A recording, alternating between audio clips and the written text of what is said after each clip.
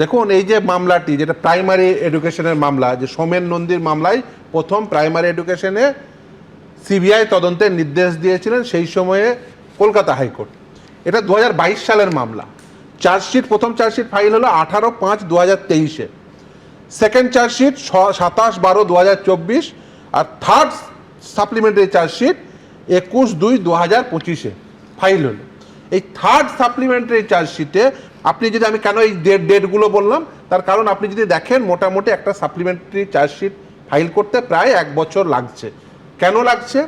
এই third supplementary চার্জশিটে এই যে অভিষেক ব্যানার্জির নাম উঠে এলো এবং সেখানে এই সুজয় কৃষ্ণ ভদ্রর কণ্ঠে উঠে এলো, সেই জন্যই কণ্ঠের নমুনা সংগ্রহ করতে হয়েছিল।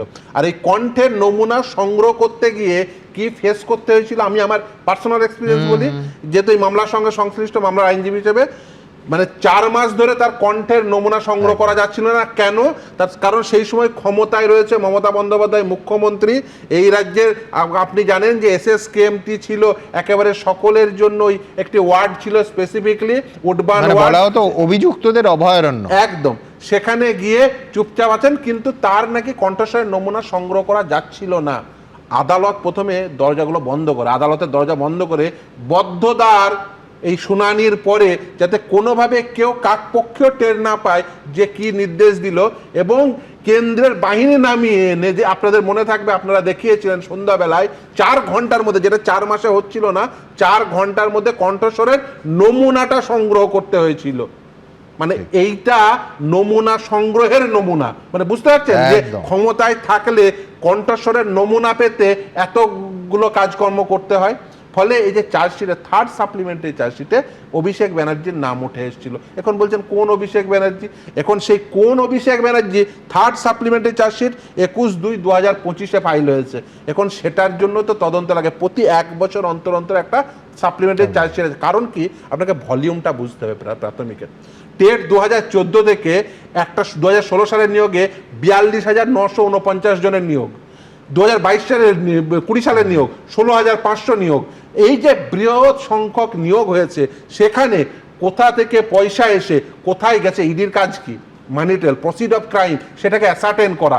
এই অ্যাসার্টেনমেন্টে সময় লাগবে, এটা স্বাভাবিক, কিন্তু মানে যে একেবারে আদি অনন্তকাল চলবে এটা ভাবার কোনো কারণ নেই। যদি রাজনৈতিক সদিচ্ছা থাকে, যদি অ্যাডমিনিস্ট্রেটিভ লেকুনা না থাকে, আমি দৃঢ়ভাবে বিশ্বাস করি এত সুন্দর ডকুমেন্টেড এভিডেন্স থাকে সাধারণভাবে এখানে একজন পুলিশ আধিকারিক আছে খুব কম থাকে। তার কারণ কি, দেখুন এখানে টেট 2014 প্রথমে কি করা হয়েছে, ও ফিজিক্যাল কপিটা নষ্ট করা হয়েছে, তারপরে যাতে ওই যে মিরর ইমেজ সেটাও নষ্ট করা হয়েছে, এডিটেবল কপি রাখা হয়েছে, সেটা তো গেল টেটের পার্টে। তারপরে এখনো পর্যন্ত এতদিন ধরে মামলা চলছে, এখনো জানা যায়নি যে সেই যেখানে আপনারা দেখাতেন না উড পেন্সিলে নাম্বার দিত, সেই ইন্টারভিউর স্কোর শিট কোথায়, এখনো পর্যন্ত জানা যায়নি। এই যে বিষয়গুলো, এগুলো তদন্ত করতে সময় লাগবে, এটা স্বাভাবিক। এই থার্ড সাপ্লিমেন্টারি চার্জশিটে উল্লেখ করা আছে যে আরও 100 কোটি টাকা তুলতে হবে। কেন? কারণ 3 জনের নাম বলে বলছে, তার মধ্যে একজন হচ্ছে এই অভিষেক, 20 কোটি করে যে দিতে হবে, না হলে কি করবে, এক, যারা যারা অ্যাপয়েন্টমেন্ট পেয়েছে তাদেরকে অ্যারেস্ট করিয়ে দেবে, অথবা দূরের কোনো জায়গায় পোস্টিং করাবে। এবার আপনি বলুন যে আচ্ছা, এই ক্ষমতা এই রাজ্যের কার আছে বলুন তো, যে অ্যারেস্ট করিয়ে দেবে যদি টাকা না দেয়? 6.5 লাখ টাকা করে অলরেডি ক্যান্ডিডেটরা দিয়েছে, তারপরে যদি টাকা না দেয় তাহলে তাকে অ্যারেস্ট করিয়ে দেবে বা তাকে দূরের জায়গায় পোস্টিং করবে। এই ক্ষমতা কার রয়েছে?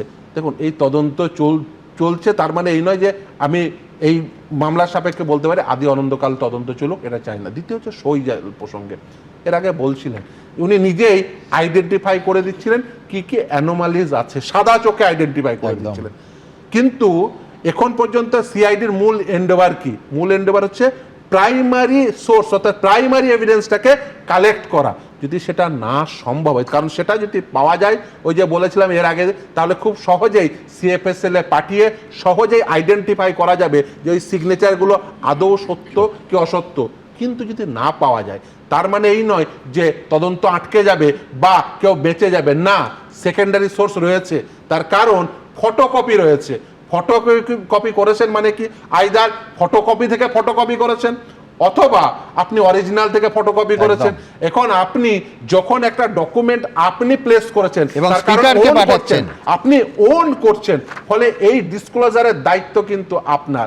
নিশ্চিতভাবে তদন্তকারী সংস্থা তারা এই ক্ষেত্রে তাকে তদন্ত করে বলবে যে আপনি কিভাবে পেয়েছেন, কোথা থেকে পেয়েছেন, আপনি এই যে অ্যানেক্স করলেন সেটা ফটোকপি আকারে একদম। পেয়েছিলেন নাকি অরিজিনাল থেকে আপনি ফটোকপি করতে দিয়েছিলেন। ফলে এই প্রশ্নগুলো নিশ্চিতভাবে পরপর এবিপি আনন্দ, এগিয়ে থাকে, এগিয়ে রাখে।